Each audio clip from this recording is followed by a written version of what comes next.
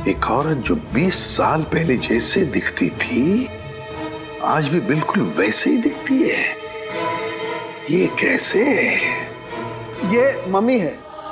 ये मम्मी है? हाँ सचिन, जैसी पिरामिड्स में मिली है वैसी मम्मी, लेकिन इस मम्मी को बनाने में एक अलग टेक्निक का इस्तेमाल किया गया है। सर आप क्या कह रहे हैं, कुछ समझ में नहीं आ रहा है। मैं समझाता हूँ। देखो, ना तो इसकी स्किन का रंग बदला है, ना इसकी बॉडी ने सड़ना शुरू किया है, कोई डिकम्पोज नहीं हुई है, और ना ही इसकी बॉडी ने जकड़ना शुरू किया है। और तो और ग्रेविटी की वजह से शरीर का वो हिस्सा जो जमीन को छूता है काला पड़ना शुरू हो जाता है और वहां पर ब्लड मार्क्स आना शुरू हो जाते हैं।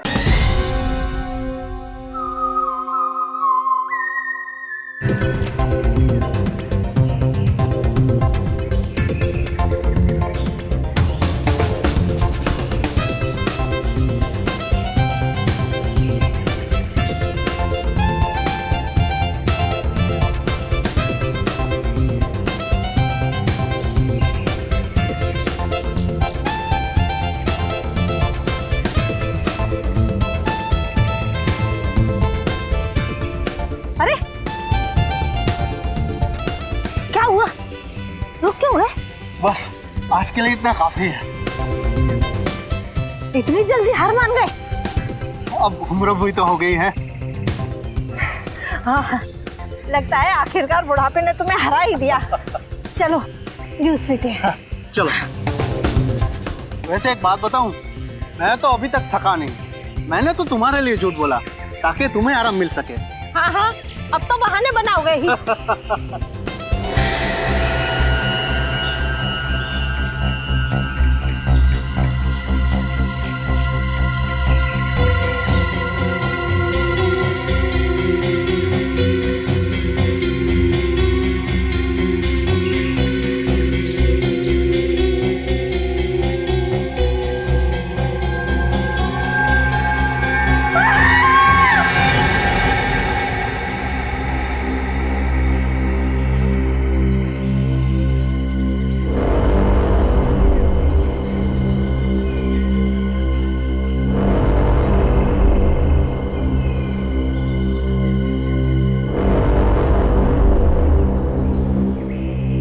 देखो बॉस, इस लड़की के कपड़ों पर ये गन पाउडर लगा हुआ है।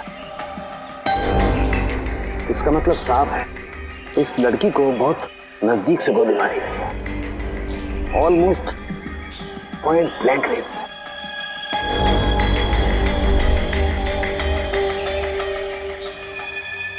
सारुंखे,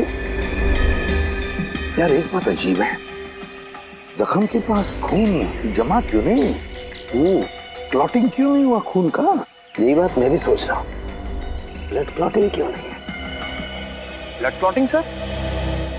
हाँ पंकज, ब्लड क्लॉटिंग। जब भी इंसान के शरीर में कहीं चोट लगती है तो दिमाग सिग्नल भेजता है चोट को ठीक करने के लिए, और इसलिए वो हिस्सा जहाँ पर चोट लगी है काला पड़ने लगता है, क्योंकि वहाँ पर खून जमा होने लगता है। इसी को ब्लड क्लॉटिंग कहते हैं। लेकिन यहाँ पर ब्लड क्लॉटिंग का कोई निशान क्यों नहीं है?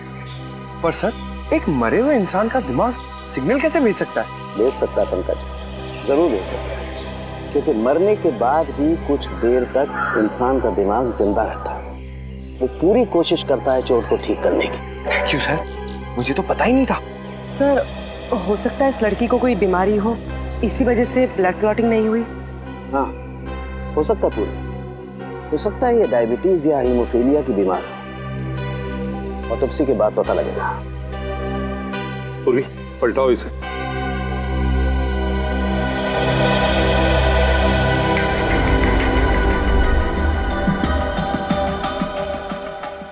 यार एग्जिट वूंड तो है, गोली पीठ से बाहर निकली है, गोली बाहर निकली है।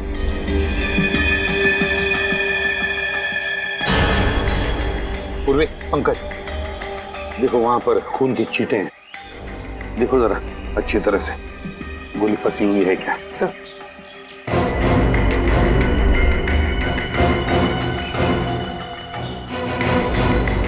सारुंखे, एक बात बता, इस लड़की की मौत हुई कब? बस इसकी बॉडी में अभी तक लाइगर मोटिव सेट नहीं हुआ, शरीर जकड़ना शुरू नहीं हुआ। इसका मतलब इसकी मौत ज्यादा से ज्यादा 3 घंटे पहले हुई होगी। मौत ज्यादा से ज्यादा 3 घंटे पहले?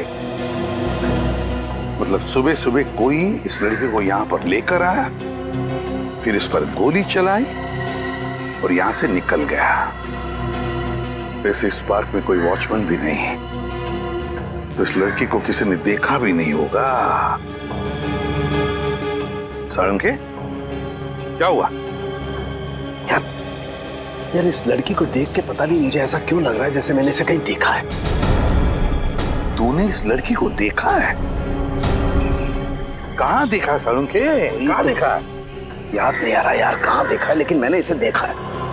याद कर, तेरी याददाश्त तो इतनी जबरदस्त है, फिर भी तुझे याद नहीं आ रहा। याद कर, दिमाग में जोर डाल जरा। पता नहीं, लेकिन मुझे ऐसा लगता है जैसे कई साल पहले मैंने इस लड़की को देखा है। कई साल पहले? इसकी बचपन में देखा है क्या? प्रद्युमन बचपन में देखा होता तो मैं इसकी शक्ल कैसे पहचानता यार? सारंगे फिर ये है कौन? देख, इसकी आईडी भी हमें नहीं मिली है कौन बेचारी, ये तो पता चल जाता। सर, हाँ? सर अच्छी तरह से चेक कर लिया, कहीं पे कोई गोली नहीं। कहीं पर भी गोली नहीं मिली? नहीं सर। तो कहीं ये खूनी गोली लेकर तो नहीं गया?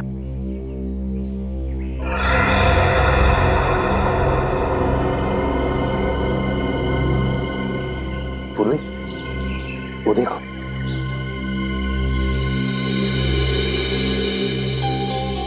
ड्रेस। सर ये तो फेमस डिजाइनर शमिता का टैग है। Famous designer Shamita? Shamita boutique?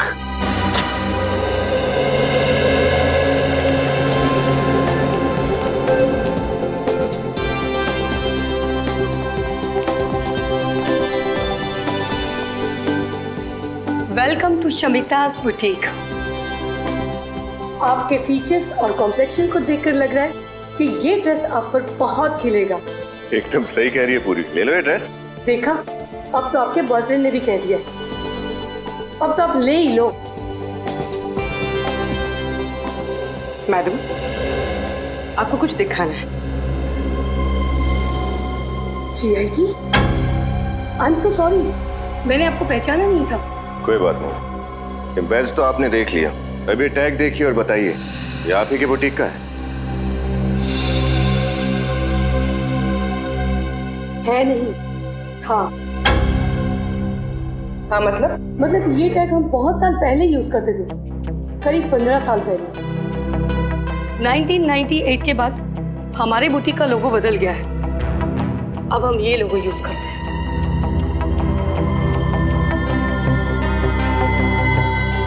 15 साल पुराना लोगो? मतलब उस लड़की ने इतने पुराने कपड़े पहने थे? पर वो कपड़े देखने में तो एकदम नए लग रहे थे। आप लोग किस लड़की के बारे में बात कर रहे हैं? इसके बारे में। ओह माय गॉड, क्या हुआ इसे? इस लड़की की मौत हो चुकी है, क्या आपने पहले कभी इसे देखा? जी नहीं। अब ये कैसे पता चलेगा कि ये लड़की है कौन? ये तुम क्या कह रही हो तारी?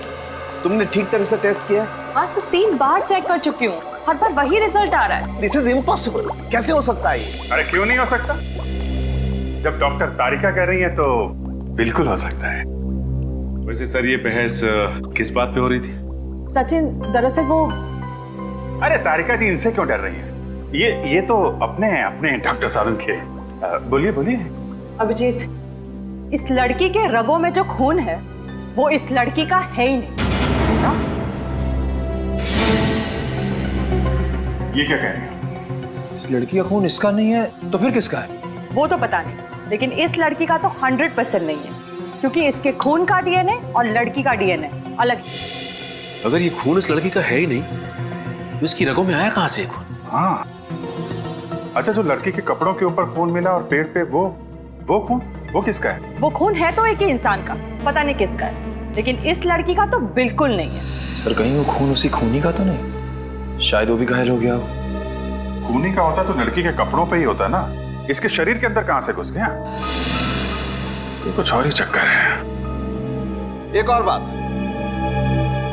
इस लड़की को गौर से देखो। इसे लैब में आए हुए लगभग 5 घंटे हो गए और उससे 3-4 घंटे पहले इसकी मौत हुई है। तो तकरीबन 8 से 9 घंटे पहले इस लड़की की मौत हुई है। लेकिन ये देखो, इसकी चमड़ी देखो, जरा भी नहीं बदली है, कोई फर्क नहीं पड़ा है। और देखो, ये इस लड़की का हाथ देखो, देख रहे हो, जरा भी रायगर मोर्टिस सेट नहीं हुआ है, बॉडी जरा भी नहीं जकड़ी है। और इसकी वजह? मुझे अभी तक ढूंढ नहीं पाया हूं अमजीत, लेकिन थोड़ा वक्त दो, मैं जरूर ढूंढ निकालूंगा कि आखिर इस सब की वजह क्या है। अच्छा डॉक्टर साहब, आप कह रहे थे कि इस लड़की को आप कुछ पहचानते हैं? हाँ। कुछ याद आया कौन है लड़की?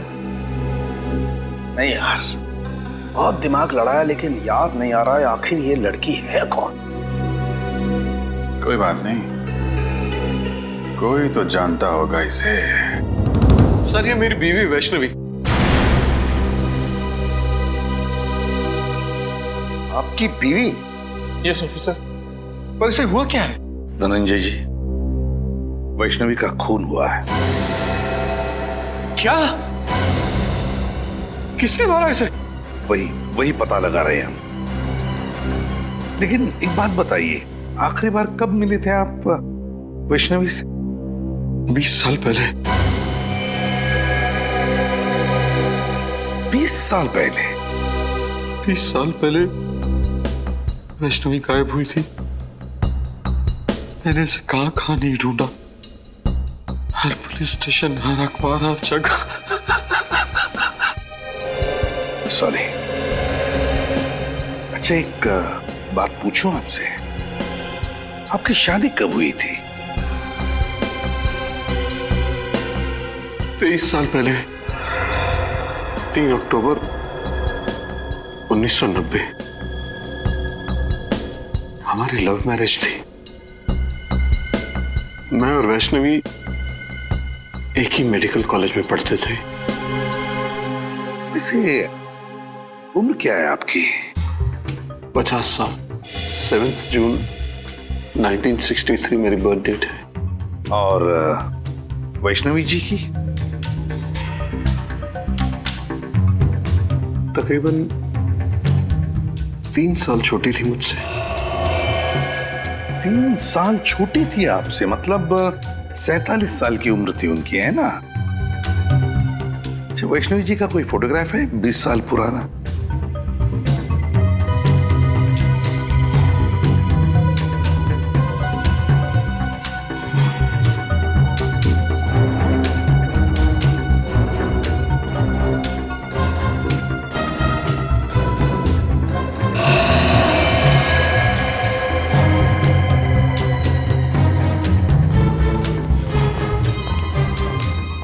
सर, वैष्णवी 20 साल पहले जैसे लगती थी, आज भी ठीक वैसे ही लगती है। हाँ सर, उम्र के साथ साथ इनके चेहरे में तो कोई बदलाव आया ही नहीं।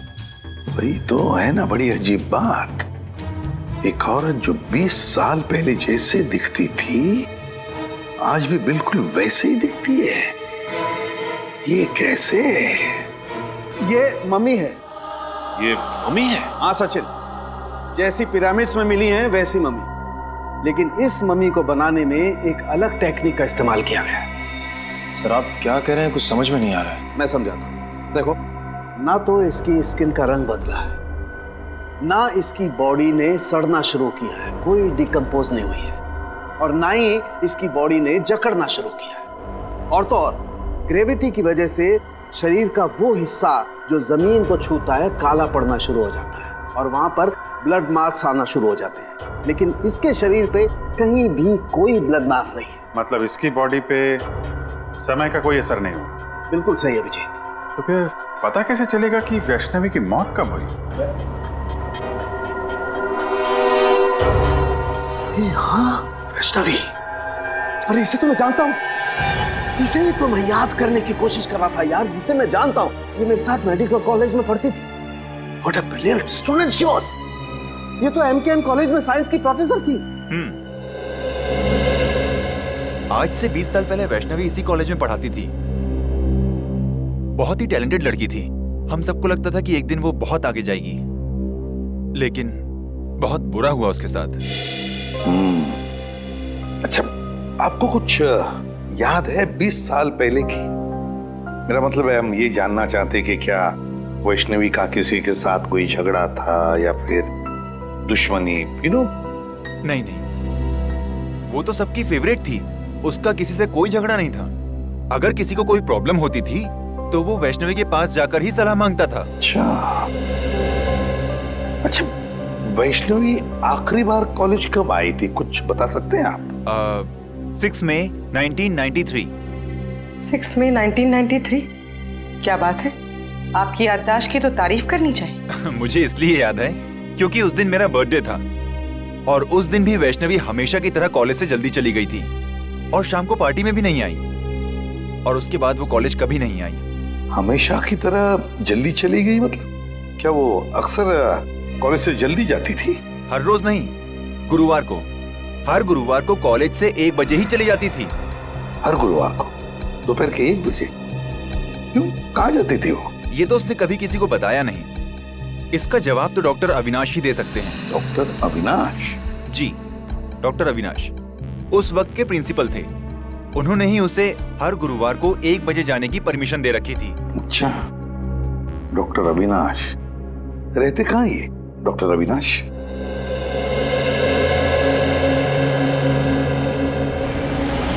हाँ, ले दोस्त, कॉफी पी।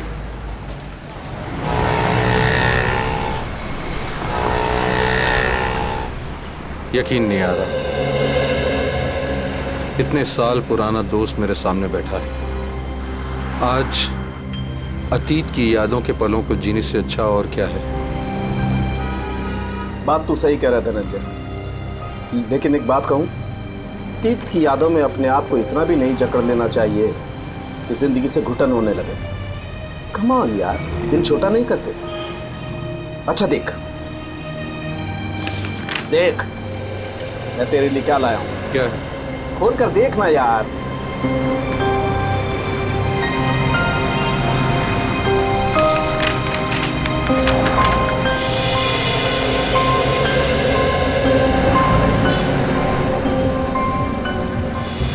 ये फोटो तो हमारे कॉलेज के एनुअल डे फंक्शन की है ना?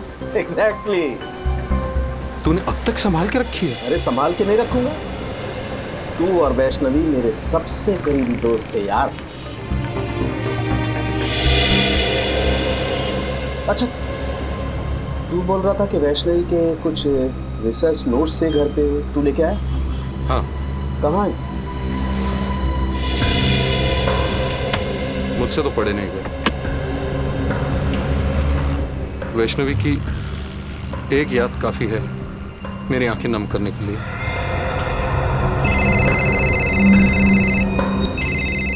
एक मिनट। हेलो, वो धनंजय तेरे साथ है ना? हाँ, क्यों?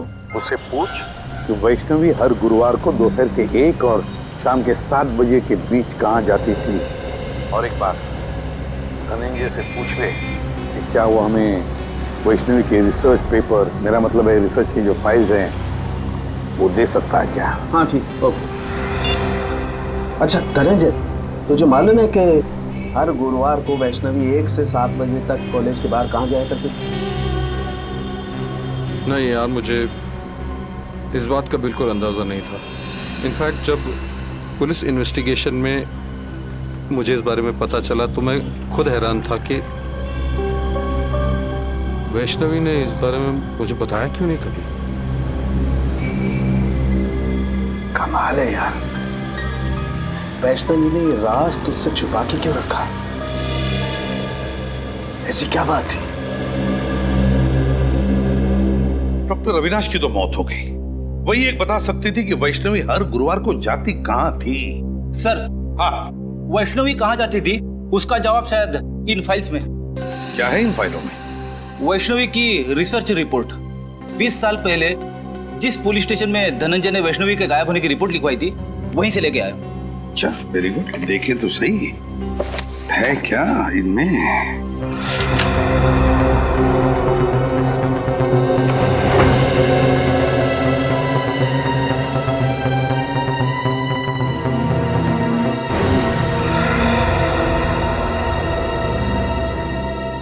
सर ये देखिए, वैष्णवी गायब होने से पहले 2 रिसर्च प्रोजेक्ट पर काम कर रही थी, एक पोस्टमार्टम और एक प्रीमार्टम।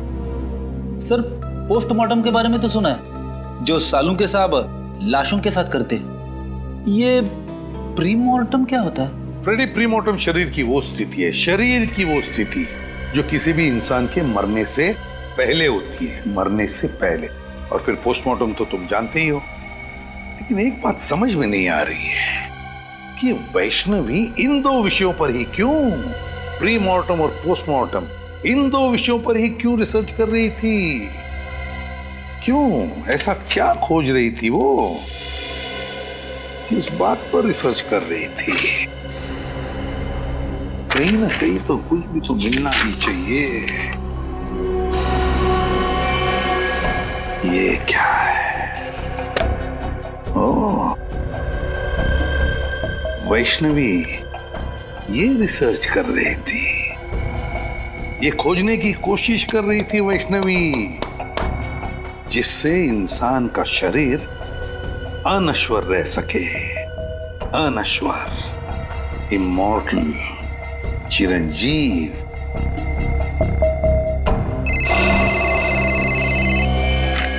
आसान क्या? ऐसी क्या बात बताना चाहते हैं आप कि आपने हमें यहाँ पर दोबारा बुलाया? कुछ ऐसी बात जो तुम सोच भी नहीं सकते। सर वैसे तो ऐसी बहुत सारी बातें जो मैं सोच नहीं सकता, लेकिन आप बताइए ना, ऐसी कौन सी बात कहना चाहते हैं आप?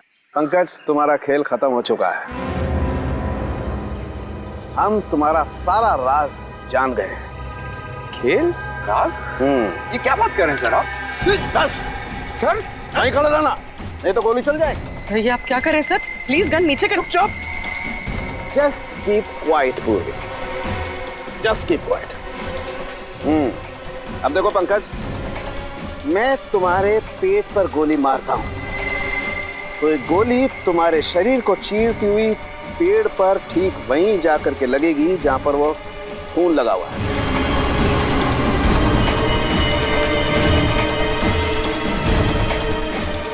राइट सर, प्लीज सर को रोको, मेरे पैर कांप रहे हैं। सर ये क्या मजाक? बिल्कुल चुप। पंकज, जमीन पे लेट जाओ। लेट जाओ, नहीं तो गोली मारूंगा। एक मिनट सर, लेट आओ। गुड। अब देखो पूर्वी, अब अगर मैं पंकज के पेट पे यहां से गोली मारूं तो गोली इसके शरीर को चीरती हुई कहां जाएगी?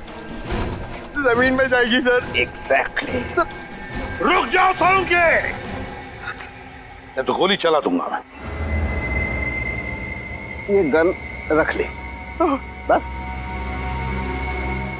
सर मैंने ऐसा क्या किया सर कि आप मेरी जान लेना चाहते थे? मैं तुम्हारी जान लेना नहीं चाहता पंकज, बल्कि मैं आप लोगों की मदद कर रहा हूं बॉस, इस केस को सुलझाने में। पंकज पर गोली चला के?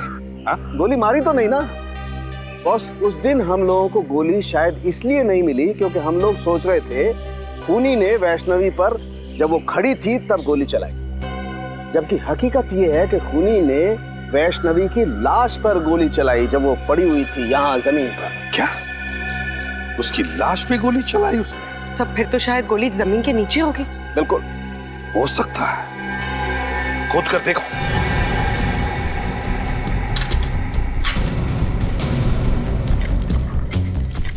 मतलब सालुंके, ये खूनी हमें गुमराह कर रहा था।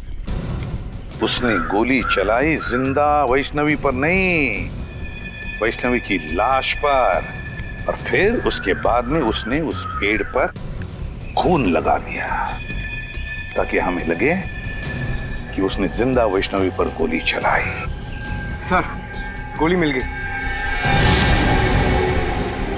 गोली मिल गई तो समझो खूनी भी मिल गया। वेरी गुड, फिर तो मिठाई खिलाओ यार।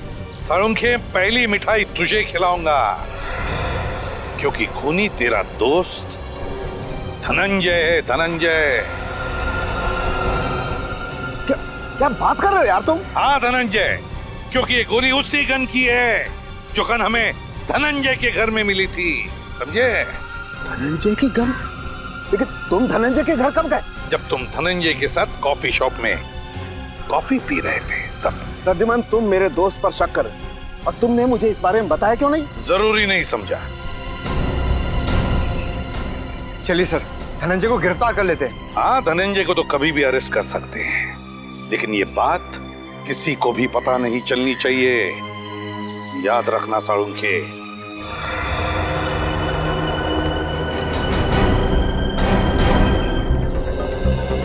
सर, डॉक्टर अविनाश की मौत हो चुकी है। आपको लगता है उनके परिवार वाले वैष्णवी के बारे में जानते होंगे? नहीं तो यही है कि जानते हो, क्योंकि डॉक्टर अविनाश का परिवार एक अकेली कड़ी है जो हमें वैष्णवी के अतीत के साथ जोड़ती है। आप लोग ये घर खरीदने के लिए आए हैं क्या? जी नहीं, हम लोग डॉक्टर अविनाश के परिवार वालों से मिलने आए हैं। पर यहाँ तो कोई भी नहीं रहता। कोई भी नहीं रहता? तो फिर डॉक्टर साहब का परिवार कहाँ रहता है?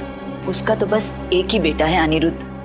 15 साल पहले अविनाश उसी से मिलने के लिए अमेरिका गया था, पर वापस ही नहीं आया।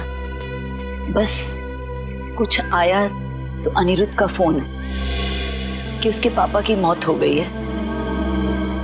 तो ये अनिरुद्ध कभी यहाँ आता नहीं? बस आता है कभी कभार, 2-3 महीने में एक चक्कर लगा लेता है। सुनने में आया है कि वो ये घर बेचने की सोच रहा है। अनिरुद्ध हर 2-3 महीने में एक चक्कर लगा लेता है यहाँ, अमेरिका से? नहीं, अमेरिका छोड़े तो उसे 2 साल हो गए हैं। आजकल इंडिया में रहता है वो। जी, आपके पास उनका कोई एड्रेस या नंबर है? नहीं, ज्यादा घुलता मिलता नहीं था वो किसी से, बस अपने काम से ही काम रखता है वो। Thank you. हमारे पास इतना वक्त तो है नहीं कि अनिरुद्ध के यहाँ आने का इंतजार करें। अंदर चल के देखते हैं, हो सकता है कोई नंबर या एड्रेस मिले।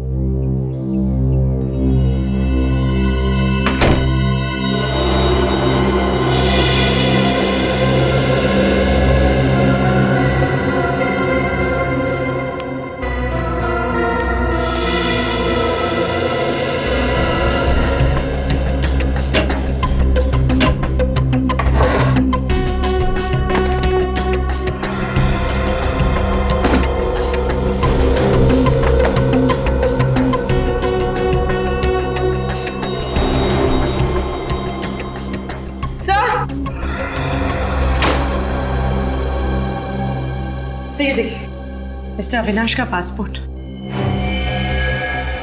लेकिन डॉक्टर अविनाश की मौत तो अमेरिका में हुई थी, उसका पासपोर्ट यहाँ कैसे पहुंचा? हो सकता है उनका बेटा वापस लेके आया।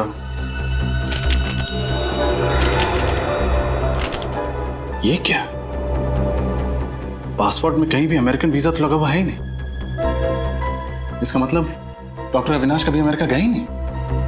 तो इसका मतलब वो औरत झूठ बोल रही थी हमसे। हाँ सचिन, या तो वो औरत झूठ बोल रही थी या फिर अविनाश का बेटा अनिरुद्ध कोई खेल खेल रहा है। इस केस ने दिमाग घुमा दिया सचिन। पहले हमें जॉगर्स पार्क से एक लाश मिलती है जिसकी बॉडी का डीएनए उसके रगों के खून के डीएनए से मैच नहीं करता है। फिर हमें पता चलता है कि वो लाश है डॉक्टर वैष्णवी की। उनके पति धनंजय का कहना है कि डॉक्टर वैष्णवी की लाश अभी भी बिल्कुल वैसी दिखती है जैसे वैष्णवी 20 साल पहले दिखती थी। 20 साल से लाश में कोई चेंज नहीं हुआ। साळुंखे साहब ने बताया कि वो इसलिए क्योंकि लाश को मम्मी की तरह सुरक्षित रखा गया था। डॉक्टर वैष्णवी किसी खास प्रोजेक्ट पे काम कर रही थी और जिस आदमी को उसके बारे में मालूम था, डॉक्टर अविनाश, उनके बेटे अनिरुद्ध का कहना है कि उनकी मौत भी 15 साल पहले किसी रहस्यमय तरीके से हो गई। वो प्रोजेक्ट कौन सा था, इसके बारे में अभी तक पता नहीं चला। लेकिन सर, एक बहुत चौंका देने वाली बात पता चली है सर। क्या? डॉक्टर अविनाश की कुंडली कहती है कि ना उनकी कभी शादी हुई और ना ही उनका कोई बेटा था सर। मतलब उनके पड़ोस में रहने वाली वो औरत हमसे झूठ बोल रही थी। या तो वो औरत झूठ बोल रही है या फिर कोई ढोंगी डॉक्टर अविनाश का बेटा बनकर ये सारी कहानियां फैला रहा है। अभिजीत, वैष्णवी 47 साल की होने के बावजूद 27 साल की क्यों दिख रही थी और उसकी लाश सड़ना क्यों नहीं शुरू हुई, इसका राज पता चल गया है मुझे। क्या राज है सर? प्लास्टिनेशन। प्लास्टिनेशन? हाँ, ये एक नया तरीका है लाशों को बरसों बरस, एक लंबे समय तक प्रिजर्व करके रखने का। इसका मतलब सर, इजिप्ट में जैसे लाशों को मम्मी बना के रखा जाता है वैसे? बिल्कुल ठीक निकल, वैसे ही। लेकिन इसमें एक फर्क है। फर्क यह है कि इसमें लाश के अंदर का तरल पदार्थ, लिक्विड, बाहर निकाल लिया जाता है और उसकी जगह पर लिक्विड प्लास्टिक लाश के अंदर डाल दिया जाता है। और जब वो लिक्विड प्लास्टिक ठोस हो जाता है, जम जाता है, तो फिर लाश वैसी की वैसी रहती है, उसमें जरा भी फर्क नहीं पड़ता है। हाँ, मैंने भी किसी साइंस जर्नल में इस तकनीक के बारे में पढ़ा था सर। लेकिन जहां तक मेरा अंदाजा है, इसमें लाश की खाल निकाल ली जाती है ना। लेकिन वैष्णवी की खाल तो ज्यों की त्यों है। यही वो वजह है जिसके कारण हम इस केस में गोल गोल घूम रहे थे। दरअसल वैष्णवी ने एक ऐसा फार्मूला इजाद कर लिया था जिसकी वजह से लाश की चमड़ी बिल्कुल भी नहीं बदलती है, वैसी की वैसी बनी रहती है, हमेशा जवान। और सर क्या ये मुमकिन हो सकता है? हाँ, बिल्कुल मुमकिन है। साइंस में नामुमकिन कुछ भी नहीं होता है, और ये वैष्णवी ने करके दिखा दिया। वैष्णवी ने एक ऐसे फार्मूले का आविष्कार किया जिसमें इंसान की चमड़ी में नए पैदा होने वाले सेल्स की संख्या मरने वाले सेल्स से ज्यादा होती है, और इसीलिए इंसान की चमड़ी हमेशा वैसी की वैसी बनी रहती है। और अब इस फार्मूले का पता मुझे भी चल गया है। इसका मतलब ये फार्मूला वैष्णवी ने अपने ऊपर इस्तेमाल किया होगा, इसीलिए उसकी त्वचा 20 साल से वैसी की वैसी है। या फिर उस खूनी ने वैष्णवी के ऊपर एक्सपेरिमेंट किया होगा। जो भी है, वैष्णवी की मौत के पीछे का कारण ये नया आविष्कार है डॉक्टर साहब, ये नई खोज।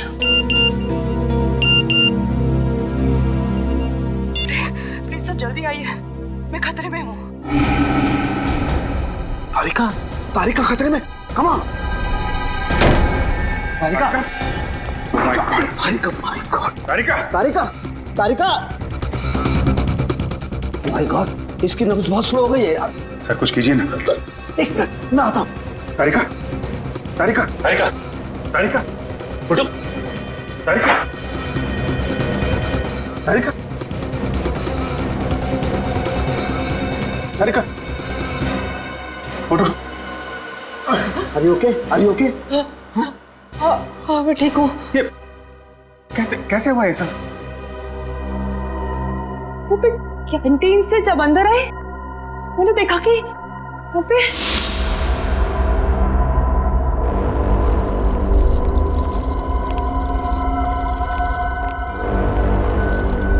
अरे कौन हो तुम लोग, और लाश को कहाँ लेके जा रहे हैं? हम लोग जीके हॉस्पिटल से आए हैं। डॉक्टर सालुंके साहब ने हमें लाश को वहाँ के मोर्ग में लाने को कहा है। क्या? लेकिन मुझे तो कुछ नहीं बताया सालुंके सर ने इस बारे में, और ये फाइल का छुपा के ले जा रहे हो? सालुंके साहब ने फाइल भी मंगाई है, तो हम चलें? नहीं रुको, पहले मैं सर से एक बार बात कर लूं।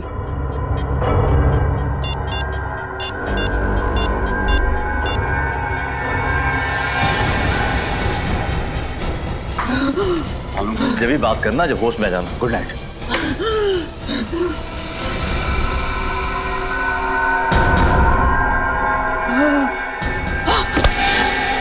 ये बात समझ में नहीं आई, कोई लाश क्यों चुराएगा? सचिन, वैष्णवी की लाश को पार्क में फेंकना और फिर यहाँ लैब से चुरा ले जाना, ये सब एक प्लानिंग थी, प्लानिंग।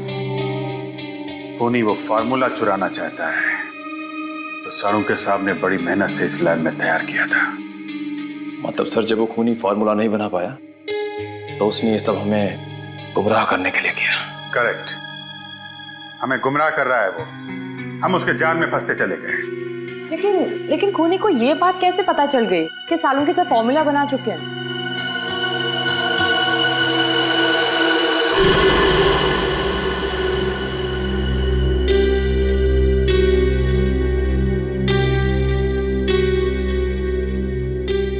सालुंके साहब,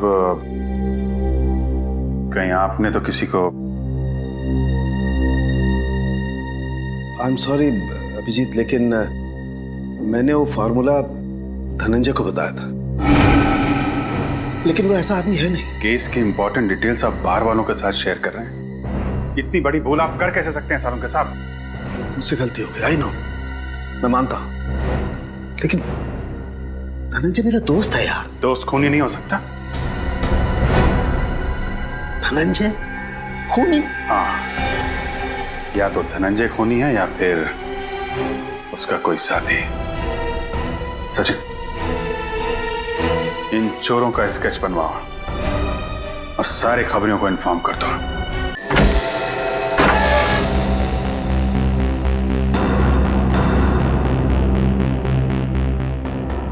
कोना कोना छान मारो, हो सकता है धनंजय घर में ही छुपा हो।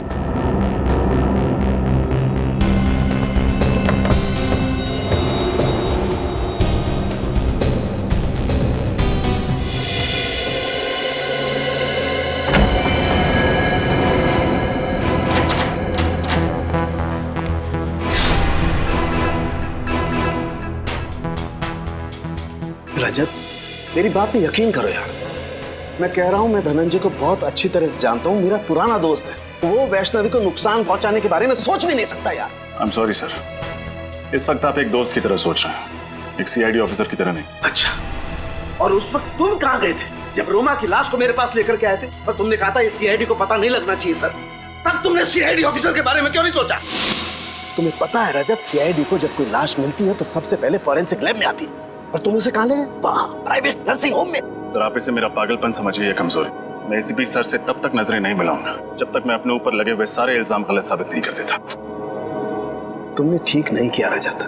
अगर कोई और इन सर्कमस्टांसेस में मेरी मदद मांगता, मैं उसे साफ मना कर देता, लेकिन तुम्हारे दिल में सीआईडी के लिए एक जज्बात है, अपनी ड्यूटी के लिए, एक फर्ज के लिए एक बात है। Let me see what I can do for you. क्या चाहते हैं सर के साथ? मैं आपका एहसान चुकाने के लिए इस खूनी को छोड़ दूं? फिर खूनी?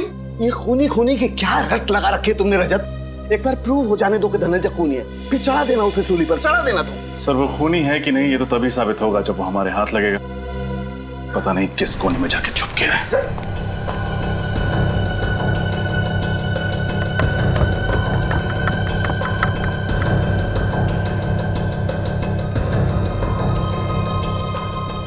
हाँ सचिन, कुछ मिला क्या? हाँ सर, ये देखिए चाय का मग और उल्टी रखी किताब। इसका मतलब कुछ देर पहले यहाँ बैठकर कोई किताब पढ़ रहा था। कोई और नहीं सचिन, जरूर धनंजय ही होगा। किसी ने उन्हें खबर कर दी होगी कि हम आने वाले।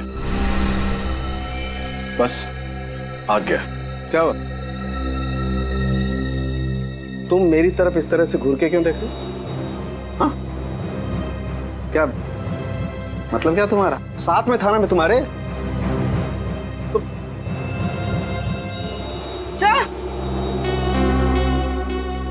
सर ये देखिए, टूटा हुआ वास।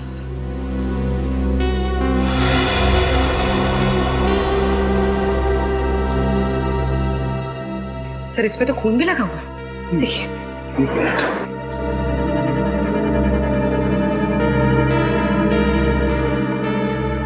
इस पे तो कुछ उंगलियों के निशान भी है। पूर्वी सर, एक काम करो, घर में देखो कोई टैल्कम पाउडर रखा, प्लीज। तो कहीं ये खून धनंजय का तो नहीं? धनंजय को कुछ हो तो नहीं गया?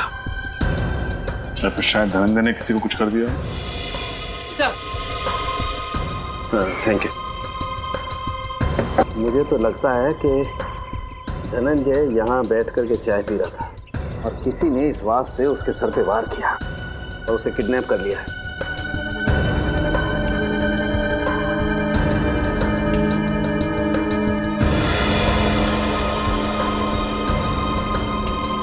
अब इस फिंगरप्रिंट का फोटो ले लेते हैं।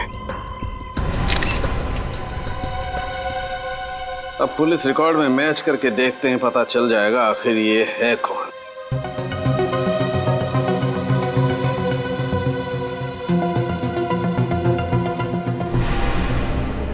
ओह, ये तो बालू है। हेलो, कौन है वो? बालू इस वक्त कहाँ है वो? ठीक है, कड़ी नजर रखो उस पर, कहीं भी नहीं जाना चाहिए वो।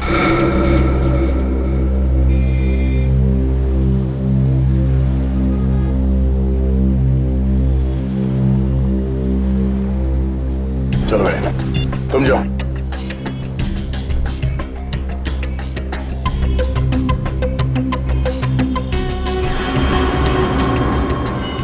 सीआईडी के सबूतों के साथ छेड़खानी करने की हिम्मत कैसे की तूने? माफ करना साहब, मैंने सब पैसों के लिए किया। किसने दिए थे पैसे? साहब वो अनिरुद्ध ने दिया था। अनिरुद्ध? सर ये तो डॉक्टर अविनाश का बेटा है। वही कर रहा है ये सब। पहले अपने पिताजी के अमेरिका जाने की झूठी कहानी सुनाई और अब इनसे गैर कानूनी काम करवा रहे हैं। ठिकाना कहाँ है उस अनिरुद्ध का?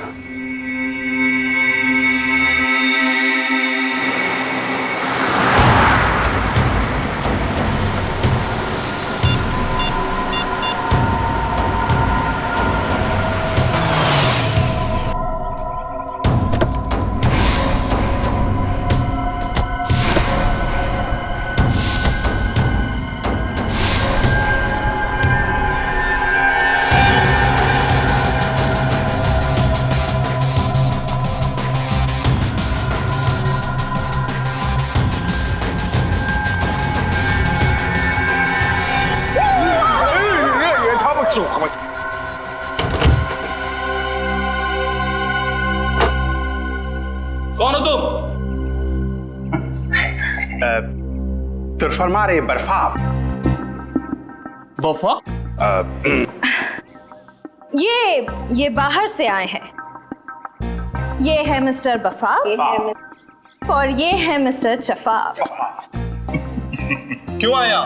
महफूज की तरह जरफान होना चाहता हूँ। मूछ की तरह जवान होना चाहते हैं।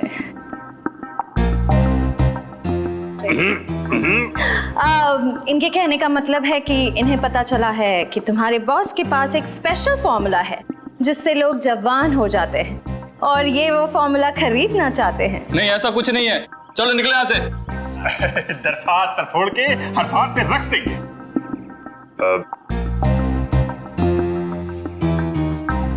देखो, इन्हें बहुत गुस्सा आ रहा है। ये बहुत बड़े साइंटिस्ट हैं, बहुत पैसा भी है इनके पास। अपने बॉस से मिलवा दो, बहुत फायदा हो जाएगा। यहीं रुको, मैं बॉस से बात करता हूँ।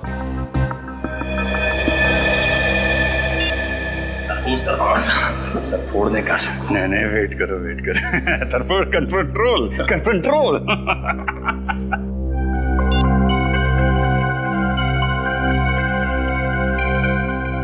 हथियार तो नहीं है ना पास में? हथियार? हर हथियार की जरूरत नरफी। हर फरमारा हरफात हर हथियार। चले? चलो। Let's go.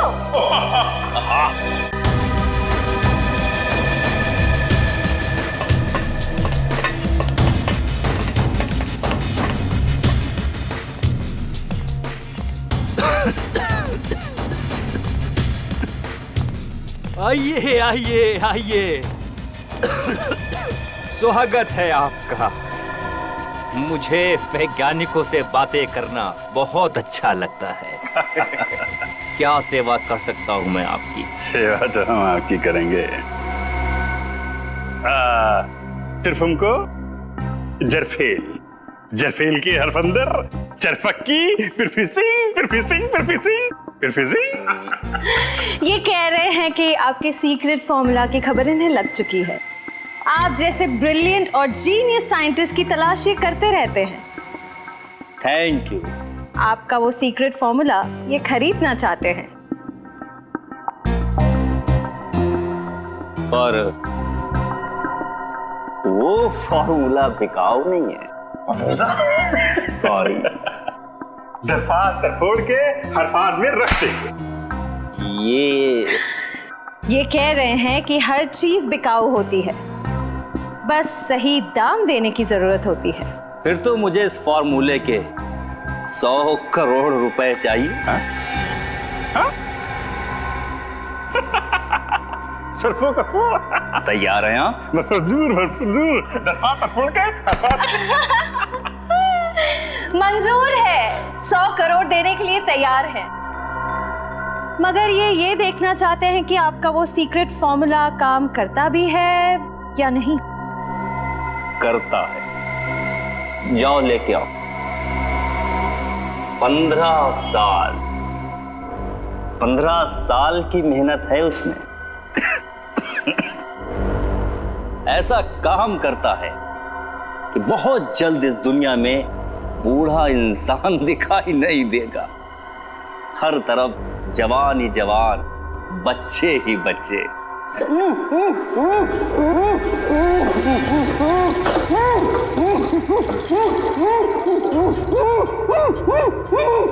देखिए कैसे मैं इस 55 साल के आदमी को अपने सॉल्यूशन की मदद से 25 साल का नौजवान बना दूंगा। दरफात तरफोड़ दो। ये पूछ रहे हैं आप ये सब करेंगे कैसे? विज्ञान। जैसे जैसे इंसान की उम्र बढ़ती जाती है उसके शरीर के सेल्स की मरने की संख्या नए पैदा होने वाले सेल्स से कहीं अधिक ज्यादा हो जाती है, जबकि हमारे बचपन में या जवानी में ऐसा नहीं होता। अब देखिए इस सॉल्यूशन की मदद से मैं इसकी खाल को फिर से जवान कर दूंगा, क्योंकि नए पैदा होने वाले सेल्स की संख्या मरने की संख्या से कहीं अधिक ज्यादा हो जाएंगे।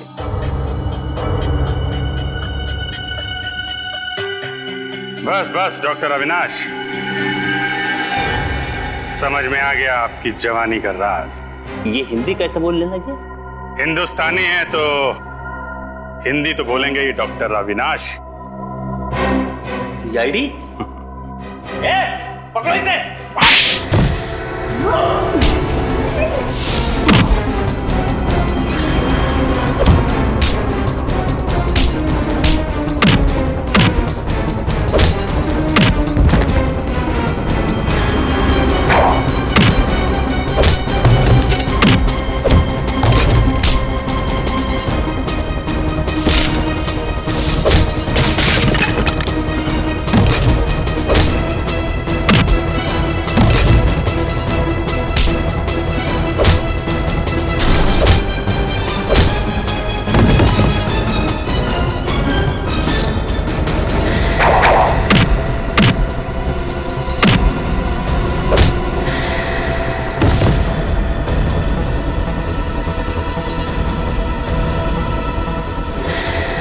बुढ़ापे में इतनी भागदौड़ अच्छी नहीं है अविनाश जी, ब्यूरो चल के आराम कर लीजिए।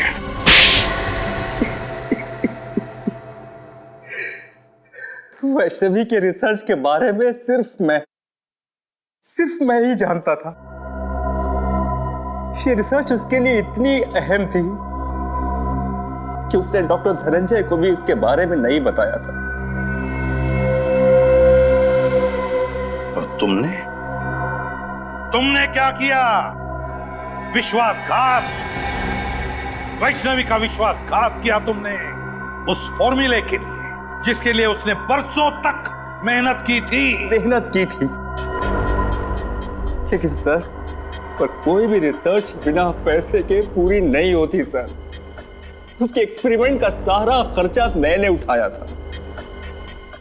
उसे खुफिया लैब बना के दी ताकि वो बिना किसी रोक टोक के पूरी शिद्दत और मेहनत से अपने जुनून में सफल हो सके। और जब वैष्णवी सफल हो गई तो तुम लालची हो गए। तुमने सोचा क्यों ना वो फॉर्मूला लेकर नाम और पैसा खुद ही कमा लूं, है ना?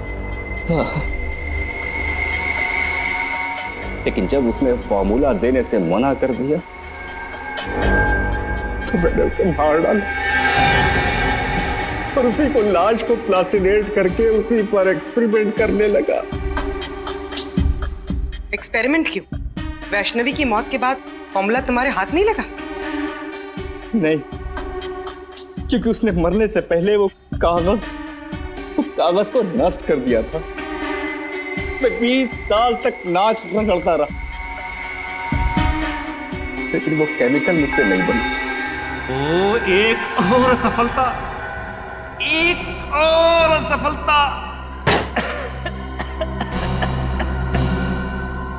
न जाने कितनी बार मुझे फेल होना पड़ेगा अपने इस एक्सपेरिमेंट में।